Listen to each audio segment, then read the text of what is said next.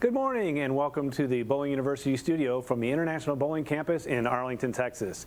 I'm Kelly Bednar and I'll be your host for this edition of the Bowling University Tuesday Morning Profit Break. Thank you for joining us. The Tuesday Morning Profit Break is an opportunity for sharing insights on how to grow revenue, reduce costs, enrich yourself, your team, and your business. Welcome to our new viewers and welcome back to those of you joining us again. Thank you for taking a few minutes out of your busy day. We have another great show to share with you this morning, so grab your coffee or your favorite morning beverage, and let's get started in improving your profitability. Today, we have with us a very special guest, Ms. Rocky Bush, the Creative Ninja. Rocky has walked a mile in our shoes as she was the events marketing director for a remarkably successful FEC for 7 years, where she helped double revenue during that time. She was named to the BPA Top 40 Under 40 group and is currently the Creative Ninja at rockybush.com, helping brands with their marketing, social media, and branding. During the pandemic, she spent the last year talking to and helping bowling centers all around the globe navigate the road to recovery in this digital landscape. Rocky, thank you for spending a few minutes with us this morning, and welcome to the Tuesday Morning Profit Break. Thank you for having me. I'm so excited to be here today. Well, we could spend a lot of time bantering, talking about our families and whatever else, but really, let's dive right into this digital marketing. So tell us, what is the #1 area of opportunity for our industry? In the digital space, I'm going to have to go with website.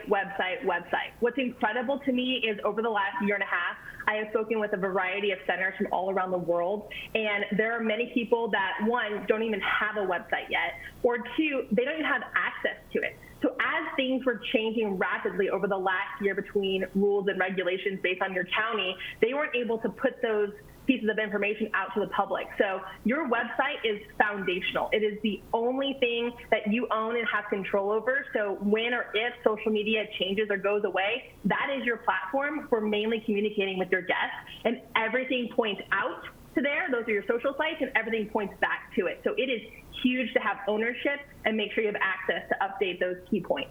It's a great point, because the website's the only thing that you have control over. The social media, that they could take that away from you. Who knows how that could happen? So, but talking about social media platforms, what platforms should social media should our members be on? What platform should they be with?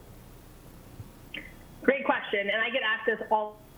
So it really depends on your demographic, your location, and your brand. So each center, I want you to kind of think about where you're located and who you're targeting, right? There are going to be some centers that are focused on the bar crowd only, and it's a social event.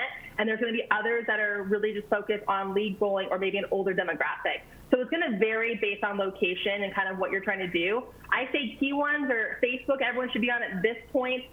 Probably Instagram, hopefully LinkedIn. We can dive into that too. And then some other platforms that you may want to dabble in are things like Snapchat or TikTok.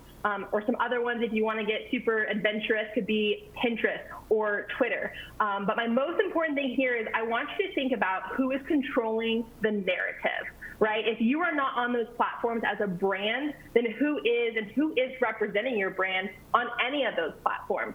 And so I'm not here to get anybody in trouble, but I will tell you, I did discover a gentleman on a social site. I'm going to leave it as generic as possible. And he is a bowling mechanic. And he's hilarious, but he does say a lot of inappropriate things on this site. And he has like 370,000 followers, and he has views of about 50,000 each video that he posts. And that is showing the back end of a bowling alley. And so I don't know whose bowling that alley that is or where that is, but if you're not controlling the narrative about your brand, then who is? And that's really what this is about. Interesting. But you caught me off guard when you said LinkedIn. What is the LinkedIn? That's kind of a forgotten site. What is it there that a bowling center can do in LinkedIn?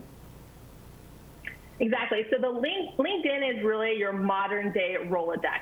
As you go to these events, as they start wrapping back up on this road to recovery, things like networking, chamber events, as you book events, you should be connecting with other people, individuals, personally on LinkedIn.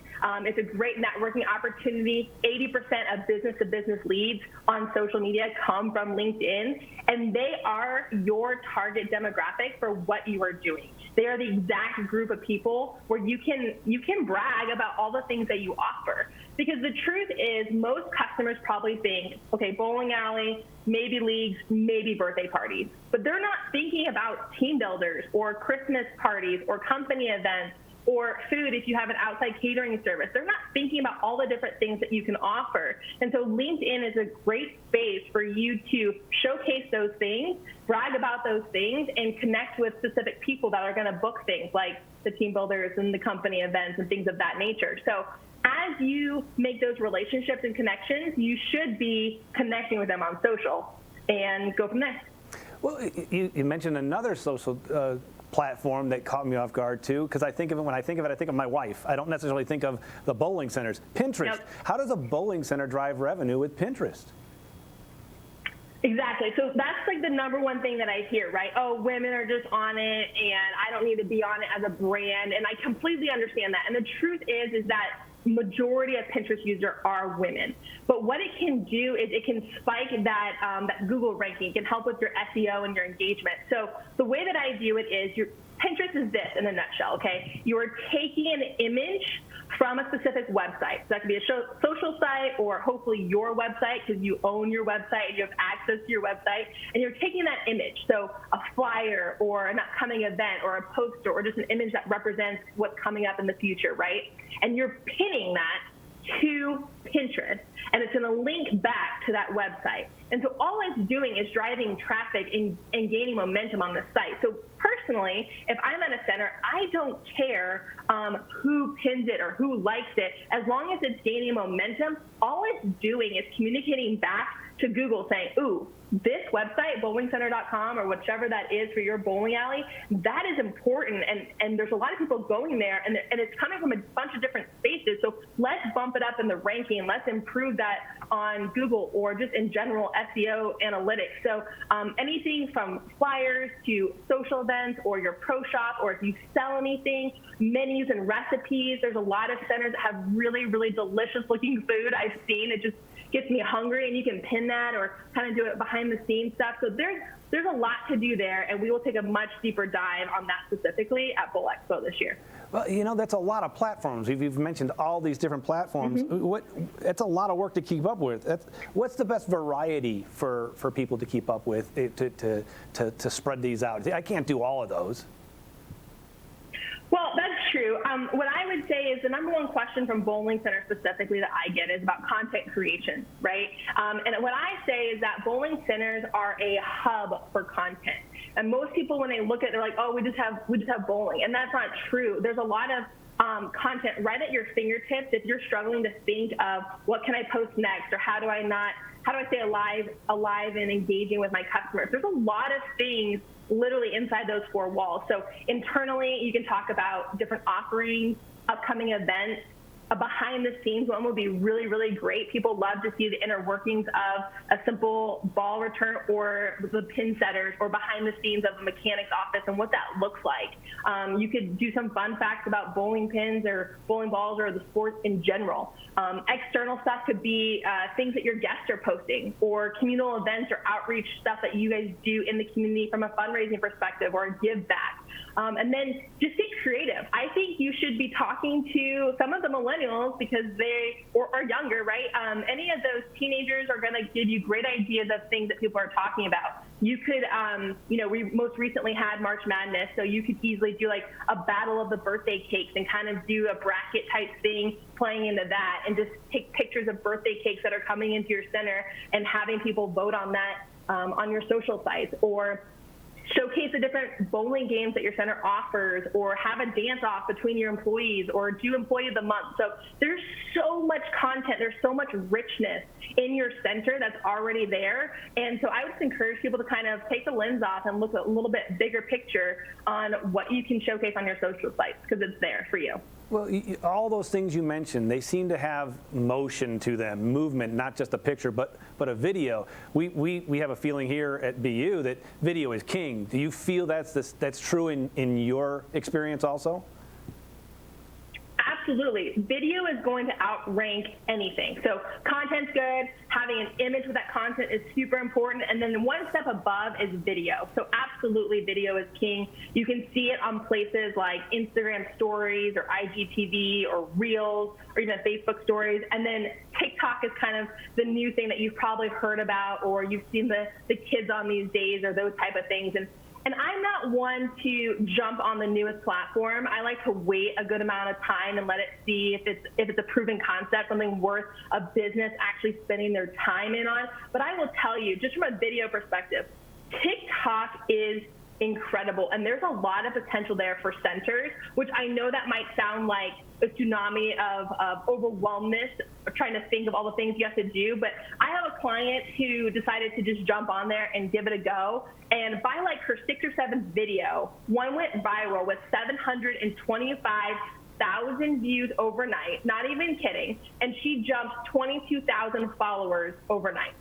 And that is all organic. That's not paid. That's just a little bit of creativity and a little bit of time. But now she has a great reach because she has tapped into her niche market. And so I think bowling centers can do the exact same that she did. And all you really need is one to go viral, and that's just going to kickstart everything for you.